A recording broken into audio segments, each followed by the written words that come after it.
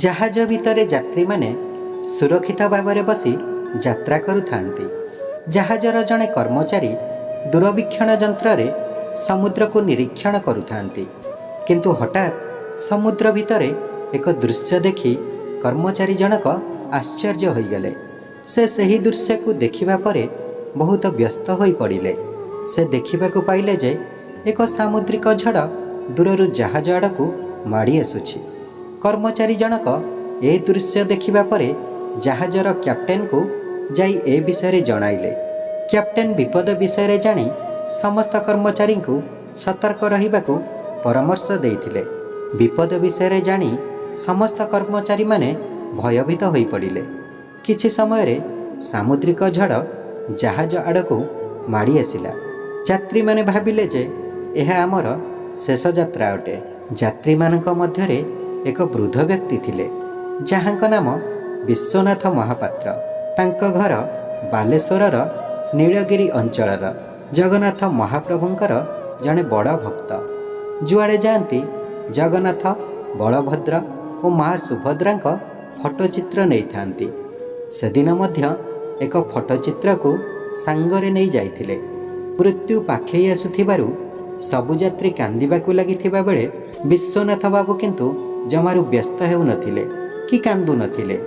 विश्वनाथ बाबू तांको स्थानरू उठी आसी समस्त यात्री सामना को चली आसिले एवं जगन्नाथ फटोचित्र को रखी तले चक्का पारी बसी पड़िले। किछि समय ठाकुर को प्रार्थना करी महाप्रभु को चाही बसी रहिले। यह परे महाप्रभु को हाथ टेकी कहिले, हे महाप्रभु, एठी थिबा समस्त यात्री जीवन तुम हाथरे। महाबाहु, आज पर्यंत केबे हेले मु तुमको किछि मागी नहीं। आज ए समस्त यात्री जीवन मु तुमको मागुछि महाबाहु। मोर विश्वास ए भक्त को तुमे निराश करिब नहीं। एमिति कही सेठारे हाथ टेकी रहिले विश्वनाथ बाबू। विश्वनाथ बाबूंको एभली कार्य देखि किछि विदेशी कर्मचारी भाबिले ए जणे पागल बोली। विश्वनाथ बाबूंको एभली कार्य देखि जहाजर कैप्टेन तांको पाखकू आसिले। फटोटी को देखि आश्चर्य हेले एवं तांको पचारिले, ए किए? एहा परे विश्वनाथ बाबू कहिले, ए हेउछंती मोर तिनि ठाकुर जगन्नाथ, बलभद्र और माँ सुभद्रा। ए आसुथिबा विपदरू से आमको रक्षा करिवे। मु समस्त यात्री तांको पाखरे प्रार्थना करुथिली। प्रभु मो डाक निश्चित शुणिबे। कैप्टेन जनक विदेशी होइथिबारु एसबु मानि नथिले। मानिबा तो दूरर कथा, से विश्वनाथ बाबू को गाली करिथिले एवं कहिथिले, चुपचाप जाई निज स्थान रे बस। केउ मुहूर्त रे किछि भी होई पारे। किंतु विश्वनाथ बाबू तांको कथा न शुणी सेहिठारे महाप्रभु को हाथ टेकी बसी रहिले।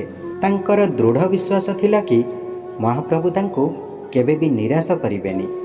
एही समय भितरे सामुद्रिक झड़टी समुद्र भितर ही लीन होई जाइथिला।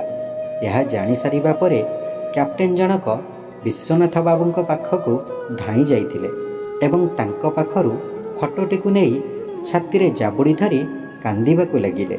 यहा परे जहाजरे थिबा समस्त यात्री और कर्मचारी माने एक स्वर रे जय जगन्नाथ बोली कहिबाकू लागिले।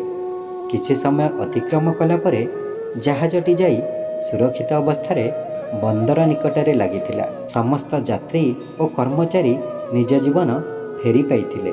सतरे महाप्रभु, तुम लीला अपार। सेथिपई कुहा जायछि, डर काहाकू भय काहाकू, ठाकुर अछंती चौबाहाकू। एही घटनाटी एक सत घटना अटे।